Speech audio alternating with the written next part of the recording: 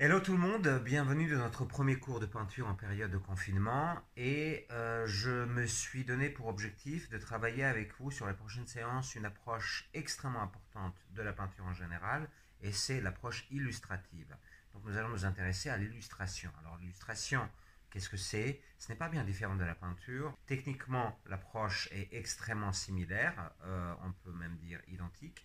Sauf que dans l'illustration, il y a toujours eu quelque chose qui est de l'ordre de l'immédiateté vouée à être reproduit dans les affiches, bandes dessinées, illustrations de livres, etc. Par exemple, la question de présence, etc., de la matière est moins importante. Ce qui compte, ce sont des effets et des effets cinématographiques. Plus ça en jette, mieux c'est. Et alors, des effets de lumière, des effets d'atmosphère, des effets de couleurs évidemment beaucoup plus acidulées, beaucoup plus directes, symboliques parfois et parfois juste complètement émotionnelles, vouées vraiment à provoquer des émotions. Et donc aujourd'hui, nous allons commencer par un cas d'étude extrêmement connu, un des derniers illustrateurs traditionnels de la Hammer. Alors vous savez, la Hammer, c'est une maison de production qui date depuis assez longtemps, au moins depuis les années 50, et qui produisait tous les films de Dracula avec Christopher Lee et Richard Price et tous les Frankenstein, etc. Donc il y avait tout un univers comme ça d'affiches qui était absolument incroyable. Euh, donc voilà, c'est là-dessus que nous allons nous baser à partir de ce premier cours, puis pour les cours suivants également. Et nous allons commencer par faire de la copie. Donc, commençons par Graham Humphreys, et puis on va poursuivre peut-être avec encore au moins une de lui. Puis ensuite, on va essayer même d'arriver à quelque chose qui sera un petit peu plus de l'ordre de la mention. Notre copie va s'effectuer essentiellement à la prima. D'abord parce que c'est très souvent comme ça que c'est fait. Il n'y a pas forcément beaucoup d'effets et beaucoup de questions de glacis dans la peinture illustrative, en tout cas dans l'illustration. Mais aussi parce que en période de confinement, là, c'est un peu notre possibilité, c'est-à-dire que on va faire nos exercices à la gouache, à l'acrylique, certains vont pouvoir le faire à l'huile, mais en tout cas, voilà, on va essayer de faire des choses plutôt comme ça en one shot, qui ne nécessitent pas plusieurs séances, plutôt pour privilégier cette espèce d'immédiateté, les questions de lumière, les questions d'atmosphère, les questions de clair-obscur, les questions vraiment de couleur également, que des choses assez immédiates. Normalement, à chaque fois, environ 2h30 pour une illustration, après cette démo. À vous de jouer, on y va. Nous avons besoin de fusains, de 4 pinceaux, 2 plus petits, une pointe, un pinceau un petit peu plus large, et puis 2 moyens. Nos couleurs c'est noir, vert, terre verte plutôt, blanc de titane, jaune citron ou cadmium, rouge cadmium bleu, outremer et violet. Nous commençons par établir donc un périmètre ou un cadre. Ce cadre nous permet évidemment de cadrer, mais il nous permet également de pouvoir avoir un espace tout autour pour essayer tantôt des couleurs, tantôt la densité de la couleur, la justesse de la couleur, etc. On commence par un volume général, tantôt on commencerait par des lignes de force, s'il y a des grands axes, tantôt directement par un volume, si notre dessin est dominé par un volume, comme c'est ici le cas avec le portrait. Nous établissons des séparations principales entre les grandes zones, la zone de l'ombre, la zone de la lumière, et nous renforçons cette séparation et cette frontière. Ensuite, nous nous attelons à des lignes, à des axes plus intermédiaires, plus secondaires. Ensuite, nous renforçons le contour.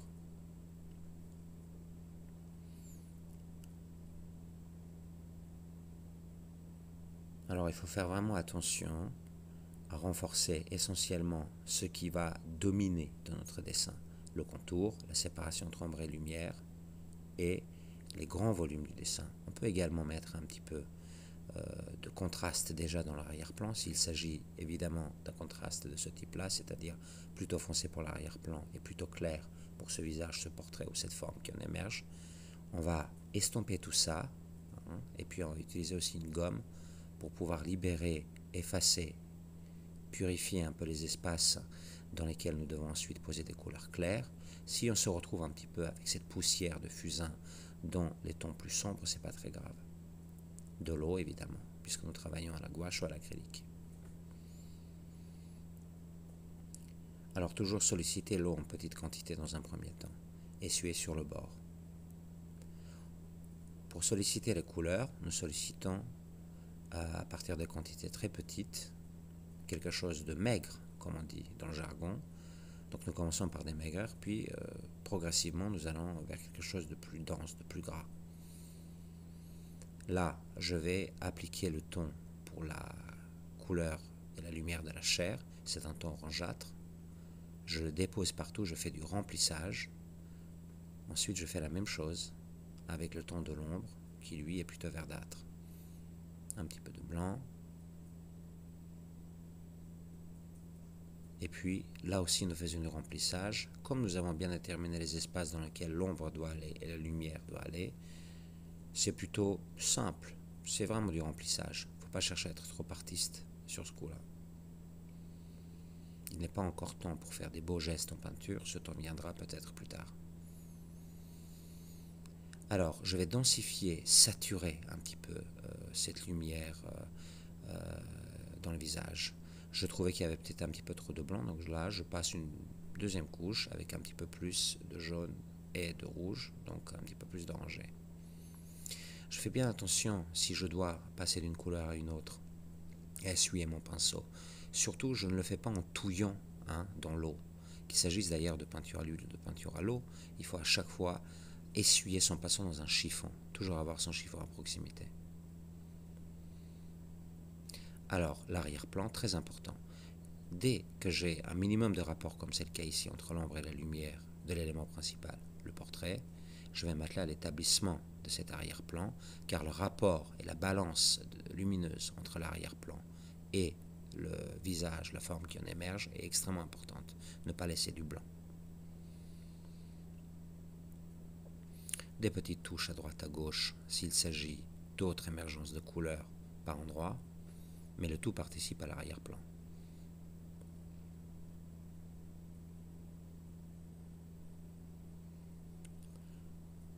Alors, on va encore densifier, assombrir les endroits qu'il faut assombrir par un deuxième passage.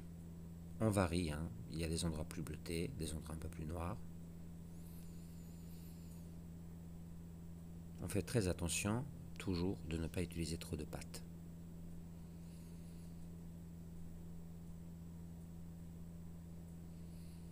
Son vêtement est noir, sombre, violet. Alors désormais, on peut commencer à s'attaquer à des éléments plus incisifs. On revient dans le dessin et on va venir, avec le contraste, redéfinir, redessiner les yeux, l'arête du nez. On passe finalement par le même chemin que celui qui a été établi précédemment dans la séparation de l'ombre et de la lumière. On respecte le dessin qui a été fait précédemment, il nous sert à quelque chose, il n'est pas voué à être recouvert totalement.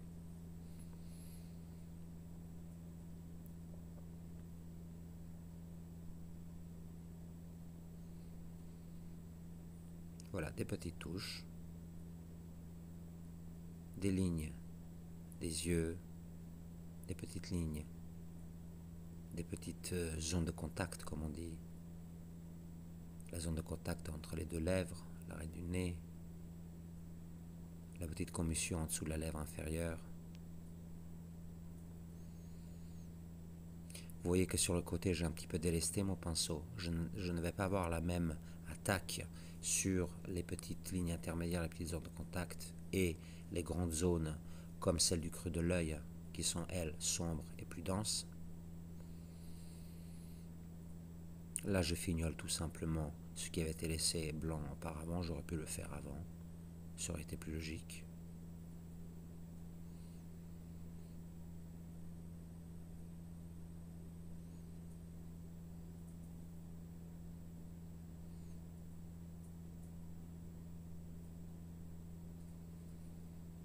Puisque sur ma brosse, j'ai encore un petit peu de cette couleur orangeâtre, je profite pour combler les espaces, rester un petit peu en blanc. Je reviens maintenant dans l'ombre. C'est toujours une question d'aller-retour un petit peu. Ce n'est pas parce que j'ai fait une fois, j'ai fait un passage par exemple sur l'ombre ou sur une telle zone qu'il ne faut pas la redensifier, soit dans certains cas la resaturer, la rendre un petit peu plus vive, la rendre un petit peu plus présente, dans d'autres cas peut-être pour modérer un petit peu.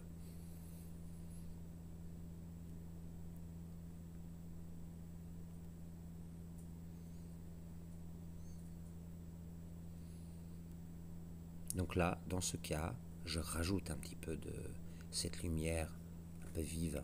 Et là, j'attaque quelque chose d'assez important, c'est ce passage entre ombre et lumière qui connaît toujours une forme d'assombrissement. Dans ce cas, le passage entre l'ombre verdâtre et la lumière plus orangée va se manifester par une forme de bleuté. C'est un choix relativement logique.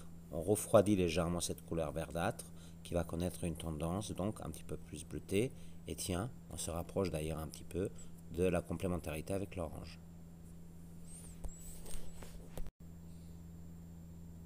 Voilà, cette première étape est achevée.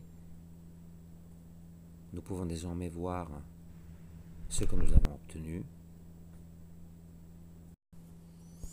Et ce que nous avons obtenu, c'est donc une première manifestation, un premier travail général sur l'ensemble. Tout est plutôt bien distribué, les valeurs d'abord, les couleurs, le rapport des couleurs, la balance, évidemment le dessin avait été construit, et c'est ce que je qualifierais d'une première étape vers un travail plus détaillé. Pour arriver au même type de résultat que Graham Humphreys, il faut encore plus de travail, qui varie entre 2 et 4 voire 5 heures selon les capacités et l'appétit de chacun. Alors ici, il s'agissait essentiellement d'aborder ce portrait et représenter l'espace tout autour, l'espace de l'arrière-plan, dans un effet plutôt atmosphérique. Il fallait comprendre comment cette image fonctionne à partir donc des tons principaux, à partir de la balance lumineuse et colorée. Dans une prochaine séance, on verra comment on peut le poursuivre. Merci à tous.